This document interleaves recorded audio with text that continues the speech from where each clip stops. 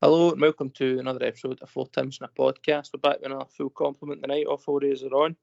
Just to discuss Celtic's recent win over Aberdeen. But Dan, we'll get right into it. It was a game, obviously we all predicted to win. Celtic are in fine form. Just off the back of scoring plenty of goals. Beat Rangers 3-0, beat Motherwell 4-0, playing really good football. But the game certainly tested a few people's temperament, heart, whatever. Obviously, we started off really, really well. We thought we were going to be in another 3-0 at half time, which we've not been a stranger to recently. There was obviously a disallowed goal. Aberdeen came right back into the game. We all probably shat ourselves before an almost instant reply for Jota, showing what he's all about. And then we've seen the game out, which is something you love to see. And obviously, with a really strong bench, bringing guys like Rogic and Giacomakis off the bench. But your thoughts on the game, Dan? To sort of go for the old cliche, it was a game of two halves, Andy. It was the first half, I thought Celtic were outstanding. Like, even, I know we didn't get a goal till about 17 minutes in, but I thought we were just equally as impressive as we had been against Motherwell and Rangers. And I think that was shown when a bit through the first half, it showed that we had about 72-73% of the possession, which is sort of unheard of it up at Pittodrie. I know the last few games, I know we won 2-1 up there when Jota got the winner earlier in the season, but before that we'd had a couple of draws, and that is a tricky place to go. Like, you've seen other teams go up there and not be able to get a win recently, so I know Aberdeen have been in pretty terrible form, but a game against Celtic they're always going to be up for, and I thought Celtic just completely nullified them in the first half. I thought the way they moved the ball, I know he didn't get on the score sheet last night, but I thought Abada was outstanding. I thought the way that he was running at people last night, I don't know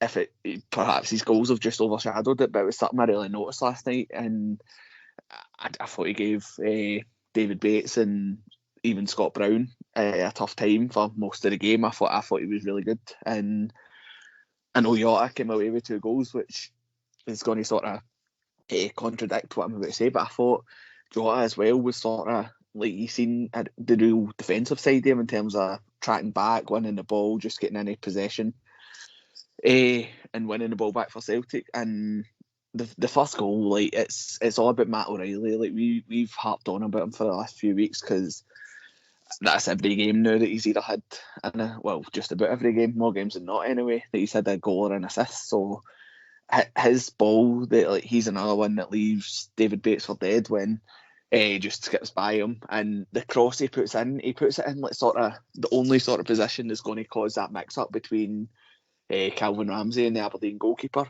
and Jota's just so alert to it, and it's a simple finish for him, but it's just his sort of anticipation of the ball in, and the delivery. Like, I know he's getting comparisons to Tom Rogic, but it sort of was Rogic the way he sort of was able to thread that ball through, and I had the perfect time to get the goal because it was getting towards the 20-minute mark, and then Aberdeen are sort of rocked by it, and you then get the second goal, and I know it's a big deflection on it, but another person that I was going to bring up was Dyson Maeda. It's his sort of running that was causing all sorts of trouble for Declan Gallagher, and when Cal McGregor tries to put the ball through him, I think it's Gallagher that wins it, but it's Maeda's running that's sort of causing them all over the place, and the ball drops to Matt O'Reilly, who strikes the ball clean enough, but you also get a massive deflection off David Bates, and 2-0, you're starting to think you can enjoy the game. And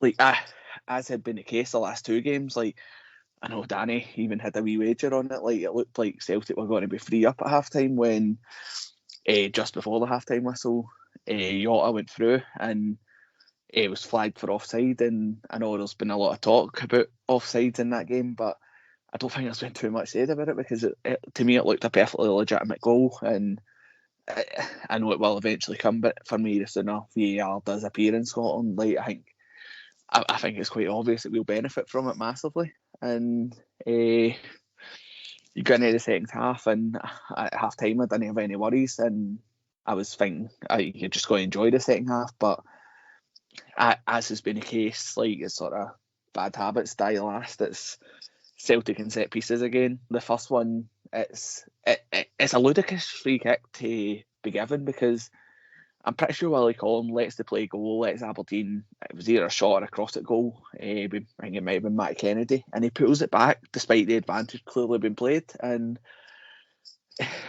look, it's a set piece, Celtic should do better, but again, what I've said about VAR, I think the goal's disallowed. I know Aberdeen have sort of been specialists at the way they got that goal, where you had Scott Brown with Carol Starfelt, and I think there was a few other Aberdeen players sort of holding or at least blocking Celtic players from getting out, and Joe Hart's got no chance. The equaliser's equally as disappointing. It's Jota, he gives away the free kick. I don't know if it's a needless free kick because it was in a sort of dangerous area, but then you've got to defend it a lot better. I think that one was the poorer of the two goals we conceded, because I think it's Greg Taylor and Maeda that are up with Lewis Ferguson, and look, I know Lewis Ferguson's got a pretty decent scoring record against Celtic, but he's not the tallest player. It's just sort of his anticipation that helps him beat the two to the ball. And just before Hingway, I wasn't on my phone because I was watching on a delayed stream, but before anybody, cough cough, Tony could sort of react to how bad we had been at the start of the second half, we had responded, and it was the perfect response. It's just what you've come to expect now. Like that, I know we're only 12 games to go in the league now, but that was a pivotal moment, because playing at the same time as them, you knew they were winning. Probably, like, I'm surprised that there wasn't a sort of as it stands table flashed up on a few areas today, like, because I'm sure that for that minute that they were top of the league again as it stands, like, I'm sure they were framing it, because hopefully it'll be the last time here. But Jota is just alert to the ball. Abada's got the awareness to not interfere, even though the most peculiar thing to me was that Ross McCrory, or whatever McCrory it is, he looks to be clearly playing him onside, and then David Bates just decides to run into Abada, and the hope that it's going to have the linesman or column suggest that Abada was interfering with play. And as I said, even if it was, I think Abada's onside, and Jota drills the ball into the ground and it loops over into the net. And I didn't think we were really threatened. Like, I know, and like, you're with that sort of one goal lead, you're always going to feel like you're under pressure. But I don't think Joe Hart had too much today. I think he had one save at his near post, but apart from that, I thought we sort of seen it out well. Like, the subs were, as you mentioned, like having the guys like Giakoumakis and James Forrest, Tom Rogic coming off the bench was sort of great to see, and I thought Giakoumakis done well enough when he came on. But an absolutely massive 3 points, Andy. I don't think it can be really underplayed, especially we've not been top of the league for a sustained period for about 2 years now. So I think just showing that they could stand up to losing that 2-goal lead and bouncing back so quickly from that, it could go a long way in deciding where the title goes. It's huge. I mean, it's even, we've already spoken about this season. I've mentioned it before, but even in the last sort of couple of games, like take the last 3-4 games, you've seen, even 5 when I bring in the Hearts game, actually, you've seen sort of Celtic win every which way that you can, and every which way that you need to see out a team that are capable of winning a league title. So, like, it's just brilliant to watch at times. We've battered teams up and down the park. Started slow in second halves. There's been a bit of everything, but to actually get down and give away sort of a 2-goal lead is, for an instant reaction. It wasn't even as if we sort of then had to huff and puff. It was right away. It didn't faze the players whatsoever. And before, like you say, before the commentators had even finished their sentence, the ball was in the net. I think it got everybody by surprise. It was just, it really does give you so much faith and confidence in what the manager's not even built, what he's building, because it's still at that place. But Danny, it was a couple of changes in the team. There wasn't mass changes. We did discuss that, and we spoke about that before the game. How do you think the changes coped? Because obviously there's been a lot made of Ralston, who listen, I need me sort of no qualms about it. I think Juranovic's a better player, but I think Ralston's more than deserved to get his chances in the team. But the one I wanted to bring up was Maeda. I've seen some amount of fucking shite today on Twitter with people doubting him and asking they're not impressed with him and all this. But I've got to agree with Dan. I think he does a lot of good work, particularly when he's not scoring. But I think there's too many people just expecting everybody we play to, or everybody we sign rather, to come into the team and start scoring for fun like Kyogo did. And I just don't really think they understand what they're watching at times, because it can't be the same game as me. Maeda was unlucky last night. I thought he made umpteen really good runs, and it was only really O'Reilly that was finding him. I think O'Reilly played him in a couple of times, and he just, for whatever reason or another, the finish, a couple of times he had a couple of powder puff shots, but I thought he played well. I think the longer he stays in the team, the better he'll be. I think the way that he makes the runs is going to be an asset to us, and he's obviously a different threat to Giakoumakis or Kyogo, but I think he's done enough since he's been here. He scored in his debut. I think he looks dangerous, and I think every time he gets the ball, something looks like it could happen. I thought Ralston had a shocker last night, I must be honest. I know he had a great cross that Maeda should have scored with a header before at 0-0, but I thought I think, he hardly played any forward passes. He was always going back the way. Defensively, I thought he was really suspect up against that Dutch boy that Aberdeen signed. He just get brushed off the ball at one point in the second half. I thought he did a really poor game, but it didn't really.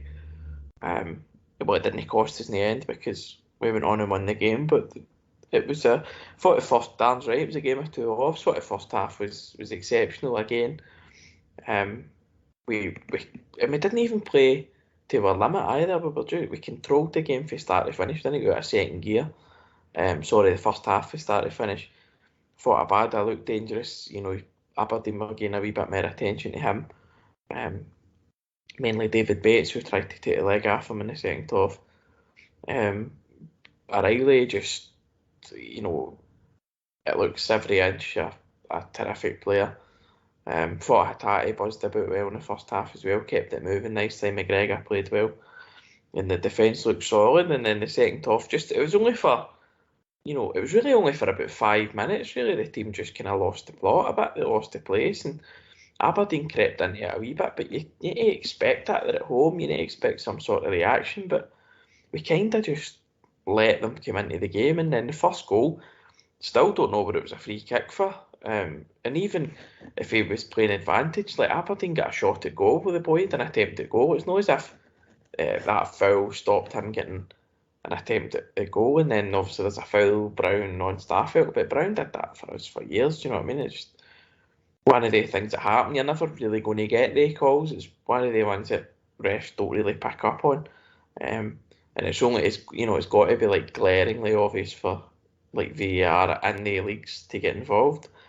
Defensively, it was a nightmare for us. I know people are excusing it with the Brown thing, but somebody's got to pick him up at the first instant. You know what I mean? Somebody's got to pick Ramirez up to foul or no foul, a pass into the box and a shot at a free kicks, and it's not good enough. And then the second goal is just really poor as well. It's a great cross and Ferguson got in, but the response was great. We all geared ourselves up for like nail biting half an hour. Like, could we just get a goal and win it? But 60 seconds later or something, you're 3-2 up, and also there's a lot of controversy with the goal. I think the camera angle's playing Abada a lot of favours. I think he's probably just off, but in the rules these days, did they touch the ball? David Bates didn't need to run into him. David Bates could have took a step back and went and defended the ball, but he wanted to hurt Abada like he did 20 minutes before. And it's a great finish by Jota. And then, like Darren, I thought we'd seen it out. I know Lewis Ferguson had a free kick out of the bar. He had a header at the back post, which Hart saved, but it wasn't like Aberdeen pummeled us or anything like that. It wasn't. I think just with the situation that we're in at the minute, and I was watching the game as Celtic fans, he thought, we're under it a bit here, but we weren't really. I thought Giakoumakis and Rogic did well when they came on. and we've seen it out, and it's another 3 points. It's massive, and we're only a point in front. I think over the course of the season, the way that we've played, we probably need to get more breathing space. It would be good if we were to win it. Obviously, it'd be good if they lost, but it'd be good to be 4 clear, and then maybe obviously there's still pressure to see it out, but they're playing with a wee bit less pressure that they can throw in a bad game and drop points will still be top of the league. But I was just glad to get 3 points. Linesman done me out a 22-1 shot with 3-0 at half time. With Jota was well onside. Nobody really wants to talk about that. In fact, the Daily Record said it was a foul on Ramsey, which is a good laugh.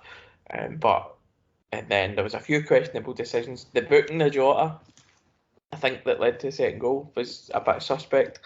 Bates only getting a booking for his attempted murder on Abada, and just a couple of just really silly things that Willie Collum did last night that get in the way of the game.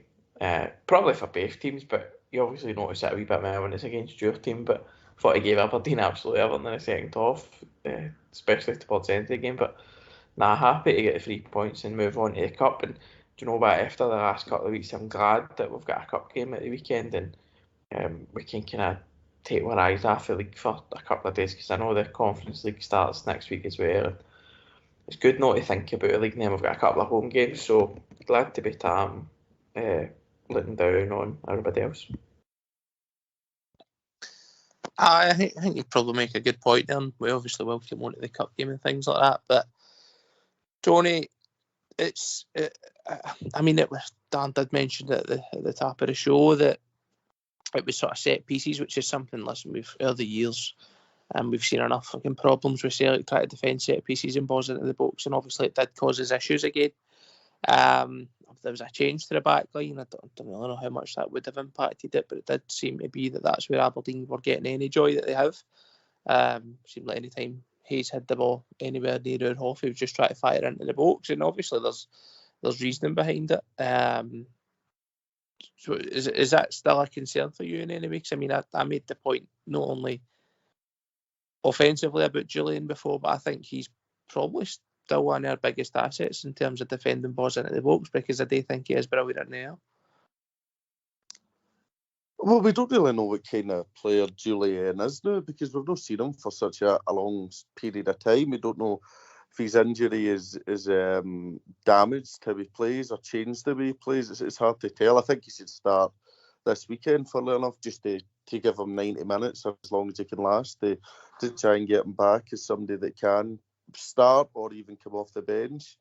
The 2 goals we conceded are ridiculous, terrible defending. I know Scott Brown's kind of hanging on to Starfelt, but I just felt we should have been a bit wiser to that. And then for the second one, Lewis Ferguson gets in front of Greg Taylor.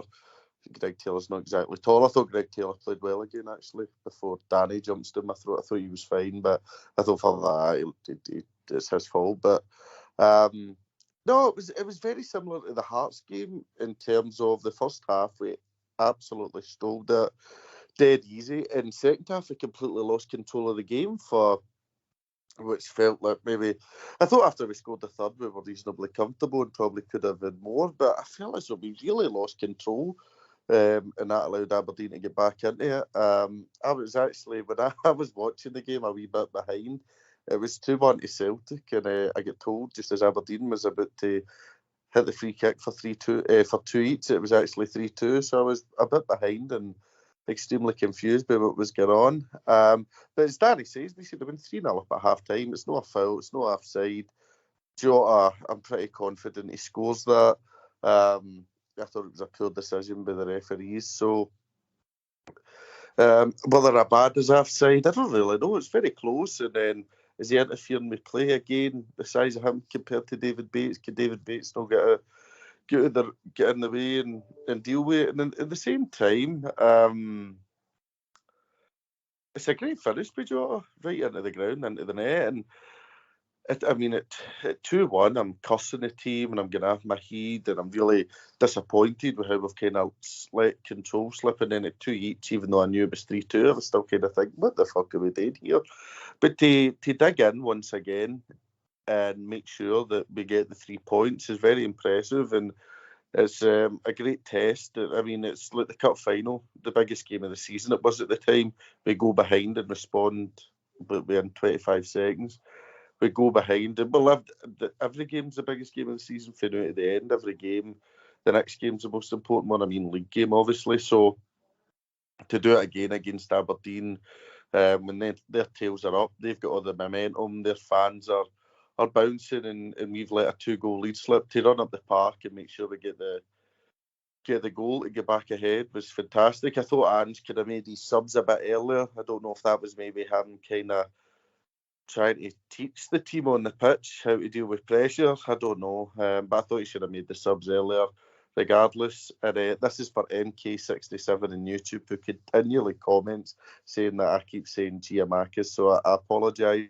I thought Giacomakis, when he came on, was good. I said before, I don't know if I said it on the space we done after the Motherwell game or on one of the pods, but he just strikes me as like a big arsehole.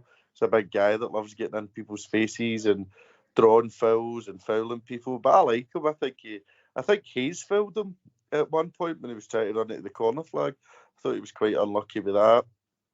I thought Billy Collum was useless. I mean, that's in the fucking water still wet, you know. So that wasn't much a surprise there, to be totally honest. But first half is brilliant. I can't fault the first half. I thought O'Reilly's pass into Jota was brilliant. I know their keeper wasn't great, but we still need to be there. And then he's good enough to. I thought the ball from McGregor into Maida was a good idea, and that occupies the defender for O'Reilly to get the shot away. Gets a big bit of luck, but he well deserved his goal. I heard Andy talking earlier on as well about the kind of criticism Maida got, and I tweeted about it the day. I think he's been fine. I think he's been okay. I don't think he's been bad or exceptional. I think he scored 2 goals. He's been involved. I think he also had to go to Japan. He's only been here, 3, 4... Well, he's been here since the start of January, but he's only been playing for us for about 3 weeks. And in the middle of that, he had to fly to the other end of the world and play a couple of games. So goal against Hibs he scores is massively important. Puts us ahead right away and sets the tone for that victory. Obviously, the goal against Motherwell, the game's done, but he's still done very well to get in behind. I think, as I also touched on and when I tweeted about it, it's unfortunate he's joined when Hatate and O'Reilly have, because they've just been so good that he's being probably compared to those two, and those two have just come in and they look as though they've been playing here for years, and that's not a fault of Maida, but I think he'll be a great asset. I'm not concerned. I'm not unconvinced. I think he'll be absolutely fine. I thought he was okay last night. I think he gets in the way and has some good wee touches at times. When he runs in behind, he's not getting caught. I think he'd one he went in behind and put a good ball across, but there just was nobody there, unfortunately. There was one where he went through and he scuffed the shot, and that was quite agitating, but that's going to happen. He's not going to score every game, but so far I think he's done quite well, so I'm happy with him. But obviously, see for the likes of Tynecastle, Pittodrie, Fir Park, if you just want 3 points. I mean, Fir Park on Sunday was excellent in the terms that we managed to obviously give them such a doing and play some wonderful football. But same way when we played Rangers, you just want to win that game again. We played some excellent stuff. So I think the team and the manager deserve a large amount of credit. I think they're unbeaten in 20 games.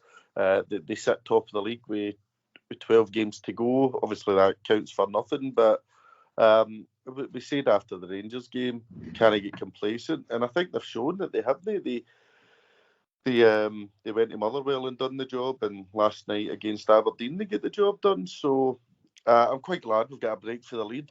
My heart can't really handle it, I must admit. It's been a long time since we've had a title race. Don't get me wrong, it's brilliant, and obviously they've rebounded really well since we beat them, and it looks as though it's probably going to go to the wire. But no, it's good to take a wee break. We'll sit top of the league for the next 10 days at least, and then they've got a difficult game at Dundee United, and you would like to think we could beat Dundee, so it's another great opportunity there. But this Sunday, I would be resting most of the team, hopefully get past Wraith Rovers without any injuries or any issues. And then we can focus on the European game as well. But the games are coming thick and fast. Hopefully, like I said, Dembele can get a run out and Christopher Julian as well. But I've noticed I've just kind of ranted and raved there, so I'll hand it back to whoever's hosting. See, you've covered quite a bit, but it's obviously a huge result. I don't think anybody's underestimating that. And when you talk about the team sort of not getting complacent, I think even it shows you that. I don't know if I'd call the start of the second half complacent. People have made a lot of how we've started second half recently, but as in Aberdeen, I think they made 2 subs from memory at half time. They changed a bit and adapted to it, but there was then a lot of shouts for even before they scored the second goal, even after the first. I remember seeing some shouts online and things like that, or even the way the second half was gone at the start of it. Some people asking for a wee change here or there, but obviously the manager sort of stuck to his and believed in his players that they would get a holiday. And listen, they might have took them any time waited till the game was sitting 2 each, but it proved to be the right decision, leaving the team on there who started the game. Obviously one of the boys who'd already scored, and Jota scored again, so it was the right decision. And it shows that even when, like I said, I don't know if I would call it complacent.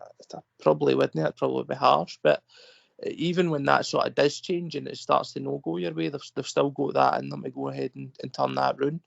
And on Jack Marcus, when you mentioned him, I completely agree with you. I think there's a lot to his game that we're starting to see, and the goals that he scored against Alloa and against Hearts. You're seeing that sort of coming out, and now he's obviously recovered from that injury, getting more game time, getting into a team, getting to know the team. Thought he played really well against Rangers as well. Like, you're starting to see that about him, and he is sort of got that habit to hold up the ball, to bring other players into play and just be a fucking nuisance to play against. It's definitely a different factor, and games like that particularly, like, when you go somewhere and that is difficult and you're sort of trying to protect the lead, like, it's the perfect sub to bring on. Something that we've not really had in a wee while. I would even say, obviously he's not on that level, but something that sort of Dembele type player that you're looking to give even a bit of respite, or just get right in front of the defender, get the ball in, and just sort of give the opportunity for players like Jota and Abada to get moving, and to play it out for them. And you see him, he always tries to put himself between, obviously, the ball and the player and make that happen. And it's brilliant to see that. I really do think he's just going to keep improving. So hopefully he stays fit and that keeps coming. But Dan, just finally on the game, and obviously O'Reilly's came away with another goal. I thought Hatate was quiet, if you could say that, but again, that's probably harsh and just due to how he started his Celtic career. Obviously scoring that goal against Hearts and then just playing Rangers in his slippers. But one thing I want to ask is Hatate and O'Reilly, who's been your January signing so far? Oh, that is putting me on the spot, Andy, because it's a tough one. Like, I've really loved seeing Rio Hatate. I thought against Hibs he was just outstanding. But Matt O'Reilly, I know he came in a bit later and obviously made his debut at Tynecastle, and he's not really looked back. I've just got a feeling that O'Reilly's going to be the cream of the crop at Celtic. I think that it got mentioned on here, I don't know, it might have been on the Twitter space the other night, that the commentator on Sunday says that a lot, I think it was Liverpool he mentioned, like, it was like every sort of like scouting system that was like measuring all these analytics and that. I know we don't really go into them, but O'Reilly was coming out on top of every one of them, and I think he just looks like a really tidy player. And for me, I think he'll prove to be our best bit of business in this transfer window. But I know what you're saying about Hatate, but I think it's sort of a mix of the fact that you've got players like McGregor and O'Reilly and next to him, that he's maybe not going to stand out every game just because they pick it up. And also the more, like, he's obviously played brilliant against Hibs, scored the cracker at Tynecastle, scored the double against Rangers, so teams will just become more alert to him. So when he's up against guys like sort of like Dylan McGeoch and Scott Brown and that, they'll sort of just be more aware of his talent. So I wasn't disappointed in him. I thought that Willie Collum was pretty desperate to book him, and I'm surprised he didn't get booked last night. But no, I think to be part of that midfield that came away with that victory, he's done well. The two of them have done well, and just the team in general. So I think it's sort of gone unnoticed that basically since we came back from the winter break that we've played basically the top six. You've beat Rangers, beat Hearts, Dundee United, Motherwell, and Hibs as well, and even Aberdeen. The sort of the top teams in the league, and a few of them been away as well. So it's just great credit to them. I think we've got to give massive credit to the team. But no, I think they've both been absolutely outstanding since they've came. But O'Reilly does. I think that we did again and joining Middlesbrough instead of us might be the best thing that's happened that whole January window. But Danny, as you mentioned before, moving on to a Scottish Cup game now. I mean, every game's important when you're a Celtic player, but some people are only focusing on winning that league title back, and you could only assume that there'll maybe be another couple of changes. There was obviously going up to Aberdeen. I think Juranovic was out with an illness. I know the manager said he will be back for the midweek game against Bodo Glimt, but it's sort of up in the air whether he starts against Rafe, so you'd assume Ralston's position's pretty safe. But where else in the team are you thinking that there's going to be changes going into that game, and where would you make the changes? I'd probably play Rogic and Giakoumakis because they only got 10-15 last night. Probably let Satabad out.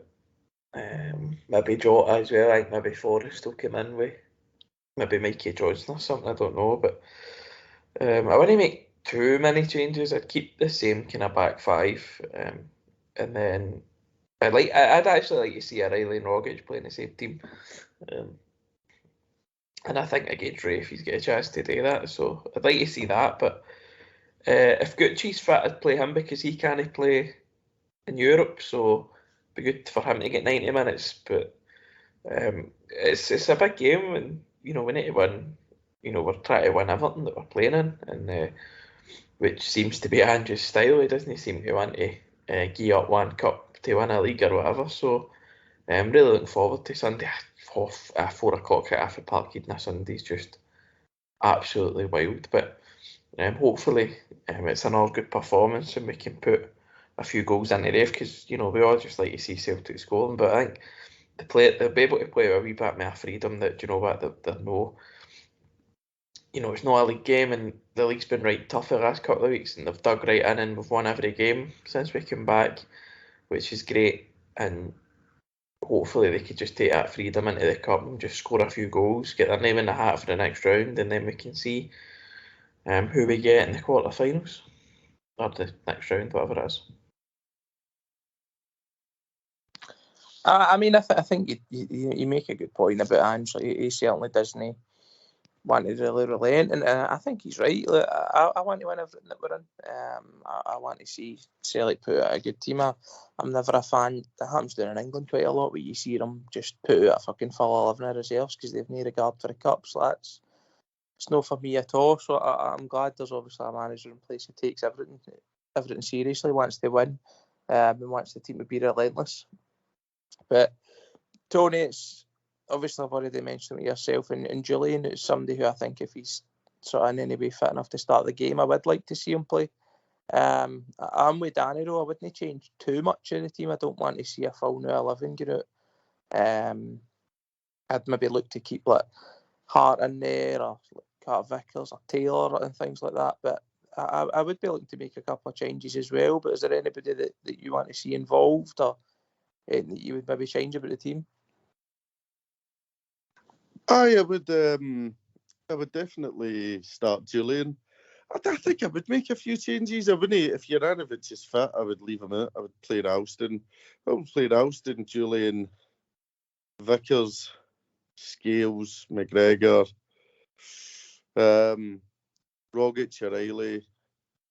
Who else? Then I'd probably play Forrest, Giakoumakis, and Maida. I think Forrest needs a goal. As much as I think his time at Celtic's probably come to an end, he does he does look out of sorts now. He doesn't look as effective. He's been subject to a lot of debate. Debate I wish I never bothered getting involved in. But I think for me, that would be my team. I would change it up a bit. I mean, we should be able to beat Wraith Rovers, and again, I agree with what you say. It's easy to say, oh, I don't want to be in Europe, and no, I'd rather we get put out and all that stuff. Just focus in the league, but that's not the way professionals act. It certainly isn't the way Andrew be feeling. I think the European game's crucially important because for 18 years we've never negotiated a post-Christmas tie. This is a great opportunity. They've lost some players, and I think we should, playing in Europe, playing against better standard opposition can only be good for this team as they continue to grow and become better and more suited to the manager's style of play. So for me, rest players for Sunday and then need to go full pelt Thursday.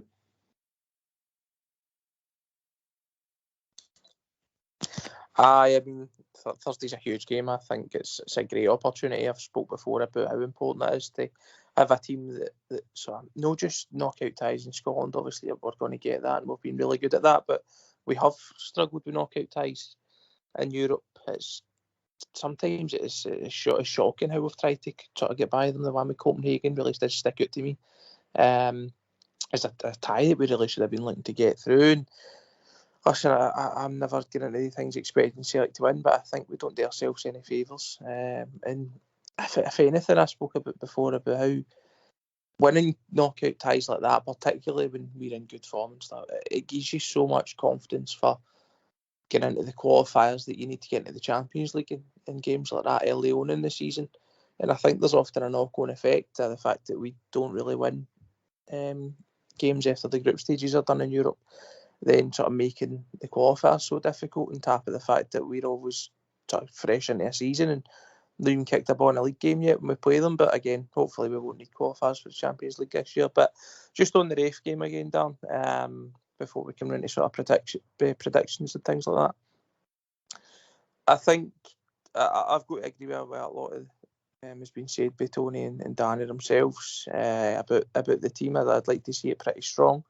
I've got to agree on Gucci as well. If he's fit, I want to see him in the team. I actually think for the very limited time we've seen him, I think there's a look a decent player there. Plus, I think Andrew's proven himself. He's got an eye for a player. But what about yourself? Are you anybody different or any wild card suggestions? Maybe you want to see Mikey Johnston out left. I've actually, while you were talking there, I've written down the team I'd play in. I know we're on a great run and consistency is everything, but I think the sort of biggest positive of us getting players back is the fact that I think we could afford to change the full 11 if Ange wanted to. I don't think he will. I think it's more likely you'll maybe see 5 to 6 changes, but I've wrote down the team that I would play. I'd go with Scott Bain in goal, Josip Juranovic at right back if he's back fit, Stephen Welsh and Christopher Julian if they're ready, Liam Scales at left back, McCarthy, Beaton and Rogic in the middle, and then Forrest and Johnson out wide with Giakoumakis up the top. And I don't see any reason. I don't think we're significantly weakening ourselves with that. And look, it's a home game against Wraith Rovers. It's not the toughest task. I know they'll be there and they'll be looking to cause a shock on the telly, but I think Celtic should have enough. You could have the other players that you need to call on, if just have them on the bench just in case it needs be, because every game at Celtic's massive and we want to win every competition, but I think the Bodo game later in the week is the sort of big one. So if we could make wholesale changes and have guys like Hatate and Cal McGregor and Jota fully ready and fresh after getting a weekend break, then I wouldn't be against that. And as I said, you could always have them on the bench if needs be, but I think it'll be a tough task. A tough task for Wraith Rovers, I should say. 4 o'clock on Sunday's no ideal. Bottom half of the standing section's going to be shut as well, so I'd be slightly worried about how the atmosphere's going to be. But as I say, I think Celtic have just got far too much quality in the squad now, and the depth will really start to show on Sunday. I think we can really afford to make some changes. It's a weird one. I don't know if Julian will be fit. I know Ange says he has been training, there's been a setback, but I noticed he hasn't been on the bench like a few of the games the last few, so I'd be interested to see, because if he is fully fit, surely this is a game you'd look to bring him back in. But I think we can afford to make wholesale changes, Andy, and I think it should be anybody that we play on Sunday. Let us know as if we're throwing the B team in. It's quality players that have came for a lot of money, some of them, so I think it would have enough to see past Ref Rovers. Got to be honest, I stopped listening to your starting 11 when I heard James McCarthy's name being mentioned, but we'll swiftly move on because I can't bother getting my blood up anymore. But Tony, just if Gucci's fit, I would play Gucci. Of course, that would be the one change. Listen, if one of you three feel up to it, please, before I play James McCarthy in a Celtic shirt ever again. But Tony, just on the final thing ahead of the Ref Rovers game, obviously our wonderful board have made the decision to shut the standing section after not a word was said about the display. And I don't know, I just think they feel like making an ass of it. But what's your thoughts? Yeah, I'm quite glad they done it. To be honest, I think maybe we all just needed a reminder what they're all about and what they're like. I've seen some people going well over the top praising Michael Nicholson as if the whole Bernard Higgins thing didn't happen like 6 weeks ago. So I think it's ridiculous. Obviously, I'm not happy in that sense, but I think there was a lot of people needed a wee reminder that there's one person at the forefront of why this club's doing quite well just now, and as we've already tweeted out, he doesn't sit on the board. He's actually the manager. So, no, it was a reminder of how stupid they can be at times, and just, well, I don't understand it at all. The standing section is excellent. The Bahoys have been excellent as well. The sections, the stadium would be close to a library. I thought the displays were very funny and good humoured and quite impressive. Bit of pyro, who gives a fuck? I think the conversation should be around legalising pyro and a safe environment for it to make sure these displays can happen without this sort of nonsense for the board and you're getting moved for your seat and we're shutting this. I mean, the Celtic board can't help but getting in their own way. They tried to do it with Higgins when there was a feel-good factor, which led to all sorts of protests and stuff off the park. There was impacted, but it wasn't impacted on the park, but the displays were at the game. So, just a start reminder to everybody that Michael Nicholson's no kind of fucking some second coming of Jesus or some fantastic CEO. He's the same as the rest of them. He's handpicked for the same arseholes that made a cunt of themselves last year. So, nothing surprises me with them.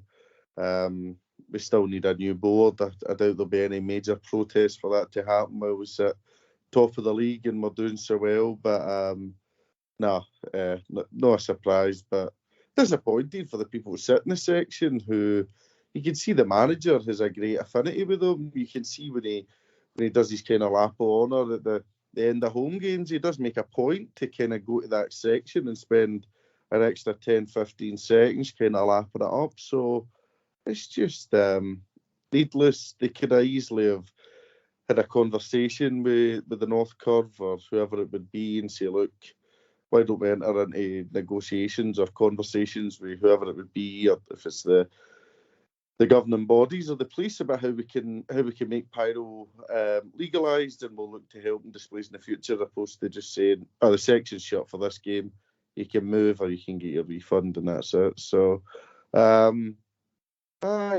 it's sad to be talking about the board. I think it's a discredit to the team for me to waste my breath on the board, so I don't say any more on them. No, I think you've covered quite a lot, quite well. I think it's important, like you say, that we do highlight it, and we do highlight how much just a fucking shower of arseholes there. And there'll still always be that contempt for them there, and that people shouldn't forget that. It's the manager that's put us in this positive position. So it's just important that that's not forgotten. It's fuck all to do with them. But Danny, we'll move on to predictions for the game itself. Obviously, we've all sort of speculated there will be changes to the team. How many remains to be seen, but scoreline, what are you thinking?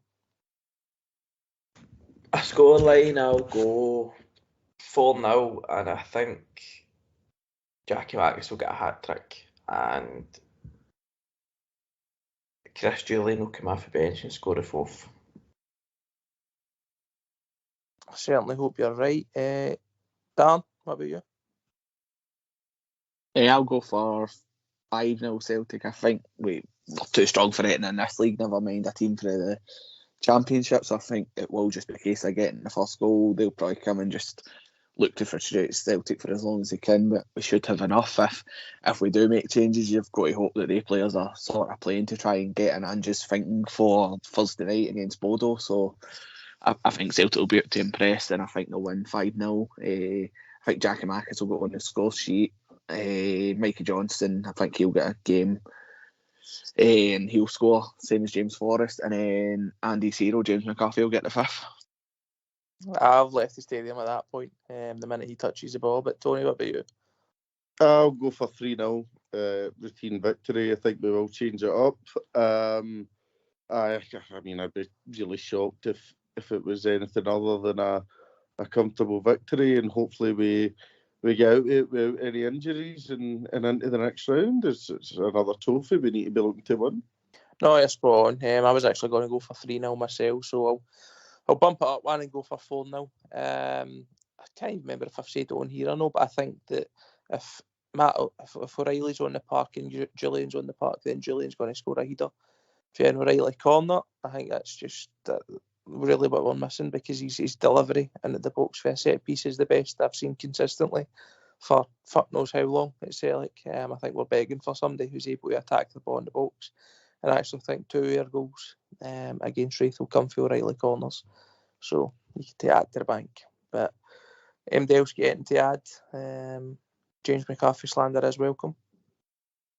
I thought McCarthy was fine the last time we came on against Rangers, so we'll But finish that again. That boy Lane. He's fucking right rotten. Anyway, thanks for listening, and we'll speak to you after the Wraith game and a preview towards the Bodo Glimt game. Cheery bye now. Trained with the reserves, couple of games.